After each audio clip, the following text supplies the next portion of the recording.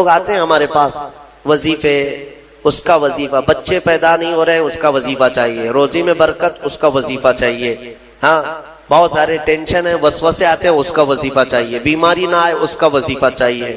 اور حضور پاک صلی اللہ تعالی علیہ وسلم کی احادیث کا یہ بھی مفہوم ہے کہ حافظ قرآن، جو قرآن کے حلال کو حلال سمجھتا ہو، قرآن کے حرام کو حرام سمجھ کر اس پر عمل کرتا ہو، قیامت کے دن وہ اپنے خاندان کے ایسے 10 لوگوں کی سفارش کر کے جنت لے جائے گا جن پر دوزخ میں جانا واجب ہو گیا تھا۔ اپنے خاندان کے ایسے 10 افراد کو لے جانے کی اسے اجازت دی جائے گی۔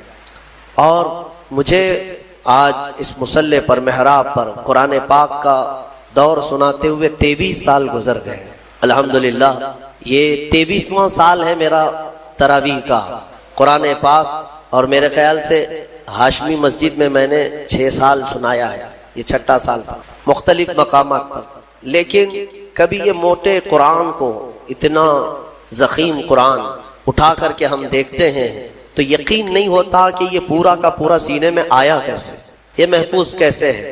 اور جب بندہ پڑھنے لگتا ہے حافظ قرآن، حقیقت میں بتاؤں، میں اپنی بات بتا رہا ہوں، باقی دوسرے حفاظ اکرام وہ بہتر جانتے ہیں، ہماری محنت سے کچھ نہیں ہوتا۔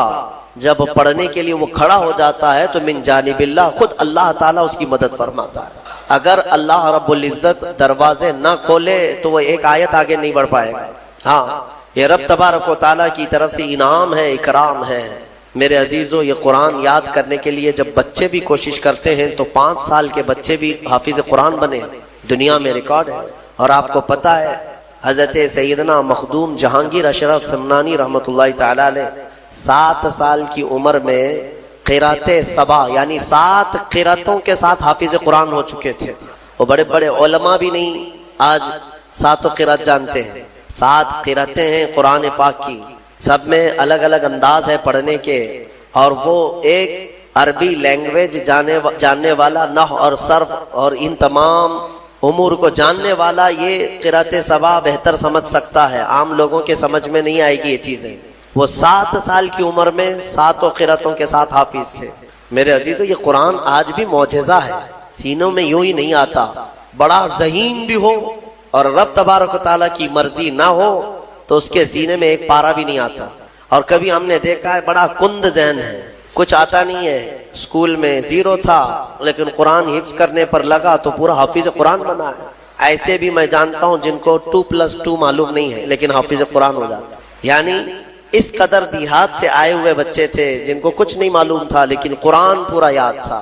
یہ معجزہ ہے قرآن کا۔ اعلیٰ حضرت امام احمد رضا خان فاضل بریلوی رضی اللہ تعالیٰ عالم تھے، بڑے مفتی تھے۔ آپ اندازہ کریں 14 سال کی عمر میں وہ مفتی بن چکے تھے، 13 سال کچھ مہینے۔ جس دن وہ بالغ ہوئے اس دن پہلا فتویٰ انہوں نے لکھا ہے 14 سال کی عمر میں۔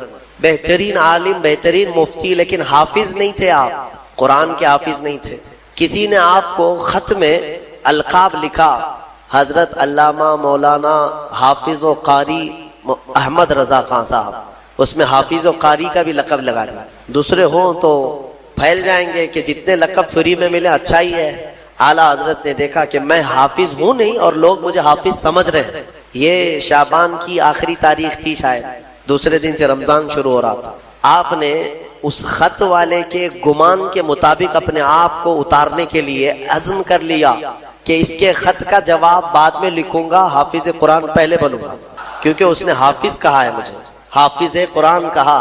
تو اعلیٰ حضرت کا معمول یہ تھا کہ روزانہ رمضان میں فجر سے لے کر کے شام تک ایک پارہ یاد کرتے تھے اور تراویح میں ایک پارہ سنا دیتے تھے، یہاں تک کہ 29ویں رمضان کو یا 27 کو آپ مکمل 1 مہینے کے اندر حافظ قرآن ہو گئے۔ 1 مہینے کے اندر حافظ قرآن، ہاں 1 مہینے میں وہ حافظ قرآن ہو گئے۔ قرآن کا یہ معجزہ ہے، اللہ تبارک و تعالیٰ وہ جس کے سینے میں چاہے اس کو عطا فرماتے ہیں۔ میرے عزیزو، آج بھی بہت سارے ایسے بچے ہیں جو قرآن کو یاد کرتے ہیں بہت بچپن میں، اور ان کے ذہن کے دریچے ایسے کھل جاتے ہیں۔ آپ نے مولانا حارث صاحب کے پیچھے بھی تراویح پڑھی ہے، یہ ہمارے بھتیجے ہیں، انہوں نے تقریباً 4.5 مہینے میں پورا حفظ قرآن کی۔ الحمدللہ انہوں نے بھی ایک ریکارڈ قائم کیا تھا، اور اپنے سبق کے دوران انہوں نے 29واں پارہ 2 دن میں پورا پارہ سنایا تھا۔ آدھا آدھا پارا ایک ایک دن یاد کر لیا. تو یہ اپنے کمال کی بات نہیں, یہ اپنے کسب اور اپنے ذہن کی بات نہیں, رب تبارک و تعالیٰ کی عطا اور فضل. امام اعظم ابو حنیفہ کے ایک شاگرد ہیں امام محمد. یہ چھوٹی عمر میں امام اعظم کے پاس پڑھنے کے لیے آئے, داڑھی نہیں تھی, چھوٹے تھے. تو امام اعظم ابو حنیفہ رحمۃ اللہ علیہ کے پاس بڑے بڑے ان کے جو شاگرد تھے, علماء تھے, محدثین بیٹھتے تھے. اس میں ایک چھوٹی عمر کا لڑکا آیا ہے. تو امام اعظم نے ان کو ٹال دیا کہ جاؤ بعد, لیکن شوق اتنا تھا امام محمد کا کہ وہ ہٹنے کو تیار نہیں تھے. امام اعظم ابو حنیفہ نے ان کو ٹالنے کے لیے کہا کہ بیٹا میں انہی کو پڑھاتا ہوں جو حافظ قرآن ہوتے ہیں, تم حافظ ہو؟ کہا حافظ تو نہیں. حافظ بننے میں 2-3 سال لگ جائیں گے, جب تک تھوڑا سا جوانی آ جائے گی پھر سمجھ لے گا. کہا جاؤ حفظ کر کے آؤ. وہ گئے, 8 دن کے بعد پھر آئے امام اعظم کے پاس. کہا کہ حضور مجھے شاگردی میں لے لیجئے. کہا میں تم کو پچھلے ہفتے بھیجا تھا حافظ بن کر کے آنا. انہوں نے کہا میں پورا حافظ بن کر کے آیا ہوں 8 دن کے اندر.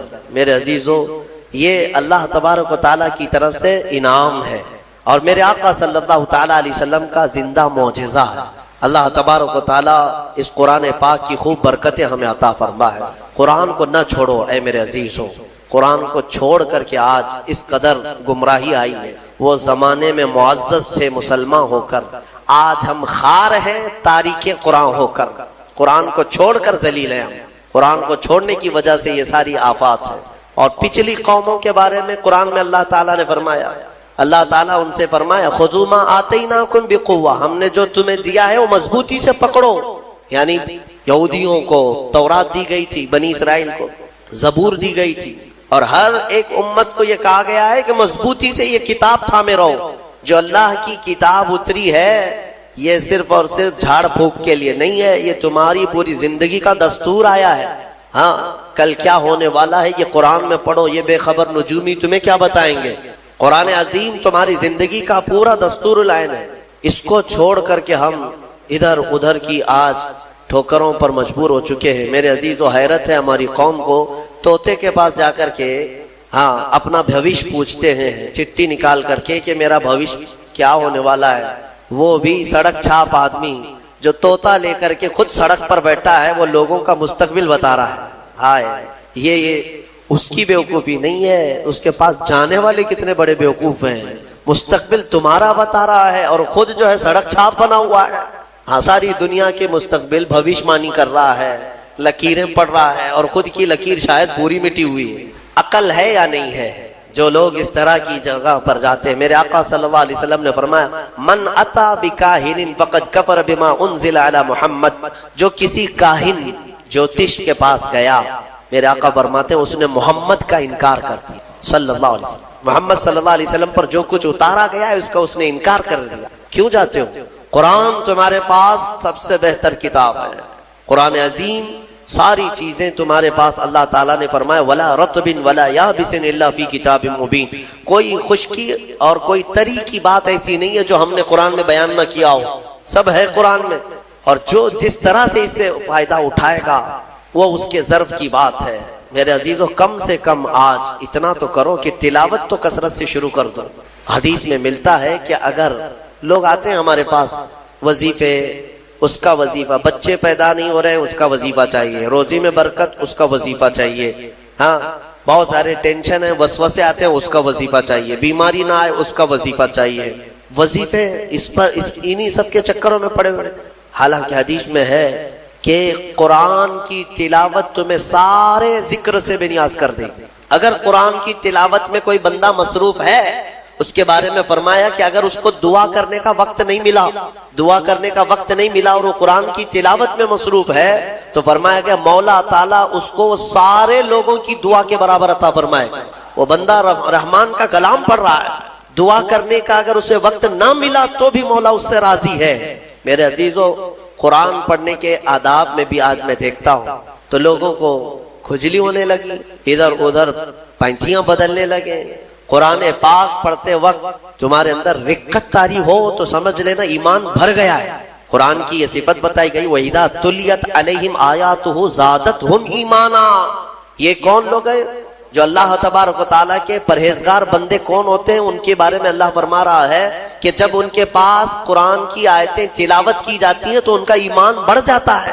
وجلت قلوبہم، ان کا دل ہلنے لگتا ہے شوق سے اللہ کی بارگاہ میں.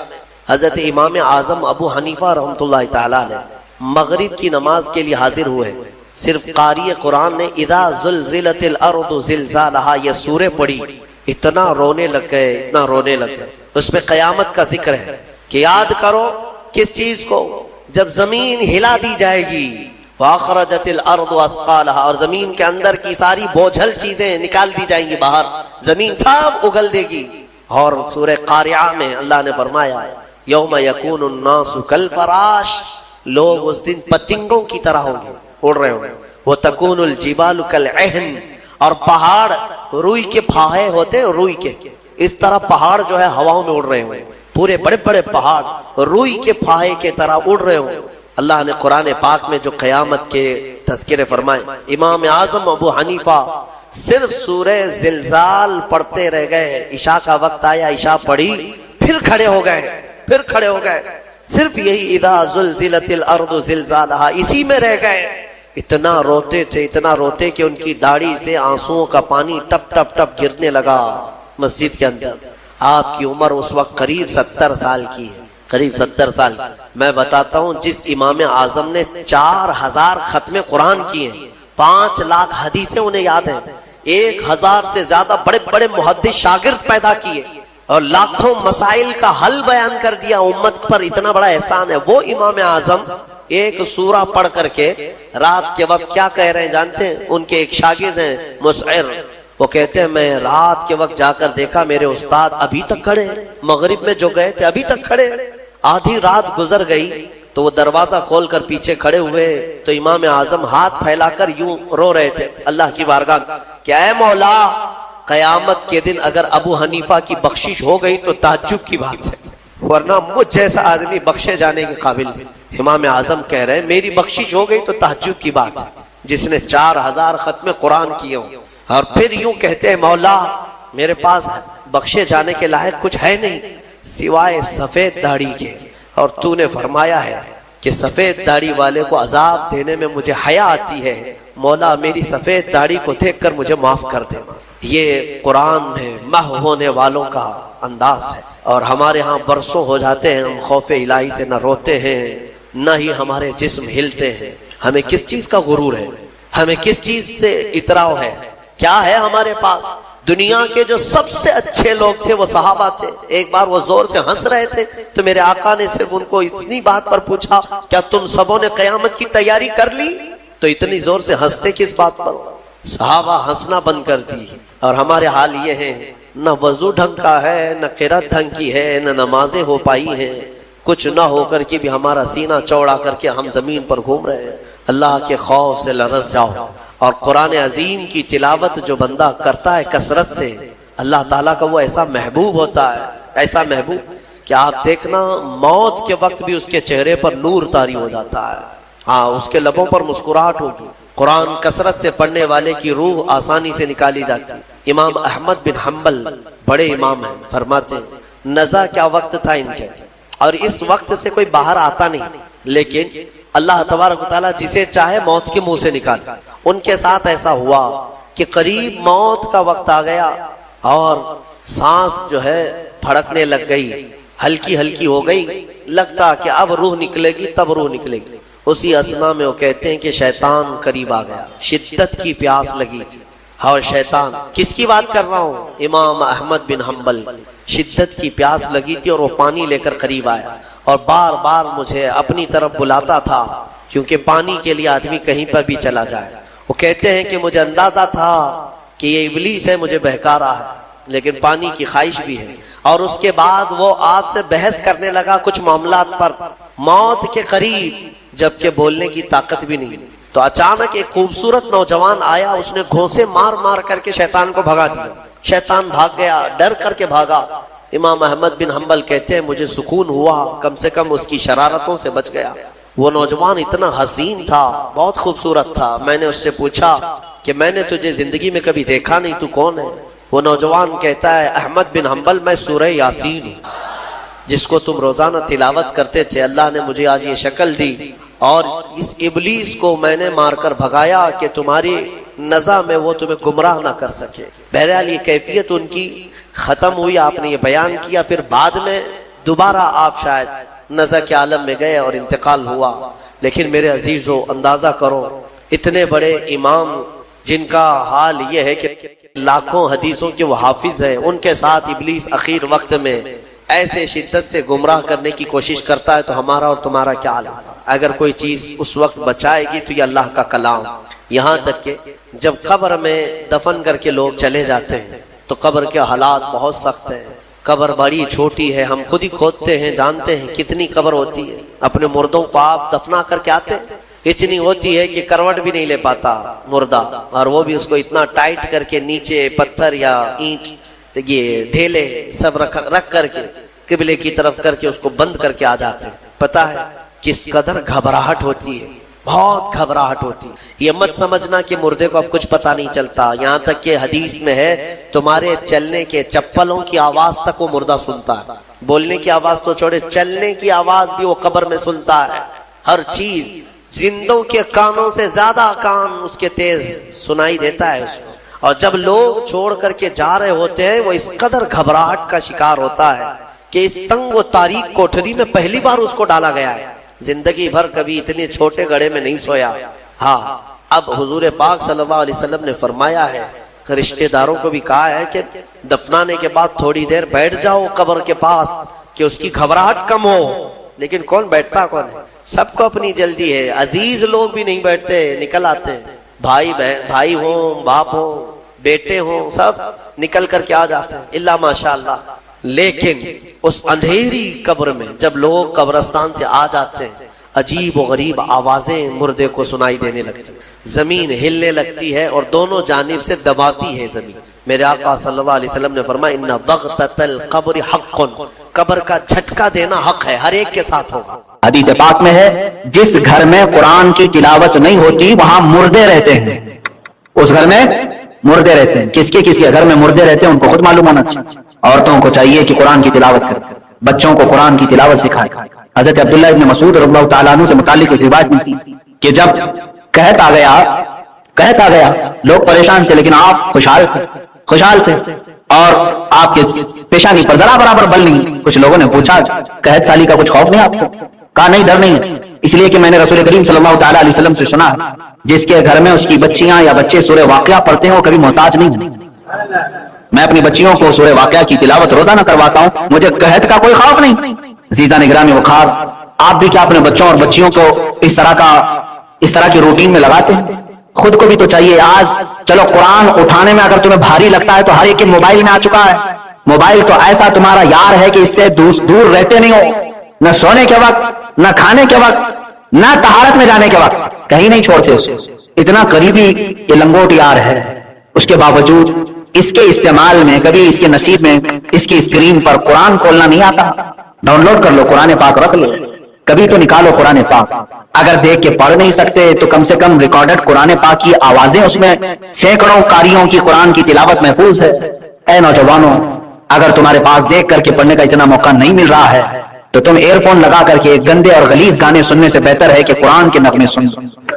اپنے کانوں میں ایئر فون لگا کر کے بہت ساری چیزیں تم سنتے رہتے ہو، قرآن سنو۔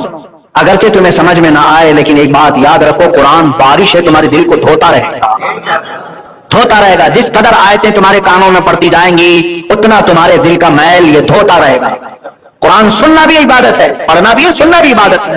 لیکن کیا سب سے زیادہ ناانصافی ہم نے قرآن کے ساتھ نہیں کی؟ ہماری قوم نے آج یہ قرآن سب سے زیادہ دور ہو گیا۔ بچپن میں ہم اپنے بچوں کو قرآن سینے سے لگا کر کے بھیجتے تھے مدرسوں، یہی آج بھی معمول ہے۔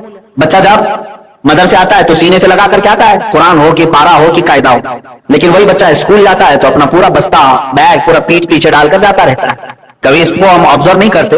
بچپن سے ہمارے بزرگوں نے بتایا تھا کہ قرآن سینے کی طرف پہلے نمبر پر، بعد میں اس کے بعد جو کچھ بھی ہے وہ قرآن کے بعد۔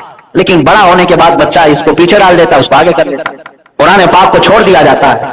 اور بہت سارے لوگوں کا تو آج رواج ایسا ہے کہ ایک بار قرآن دیکھ کر کے ناظرہ ختم ہو گیا، ختم قرآن کی محفل ہو گئی، اس کی ہدیہ ہو گیا، اس میں لڈو لایا, گلپوشی کیا, استاد کو نذرانہ دے دیا, اس کے بعد قرآن اٹھا کر کے رکھ دیا.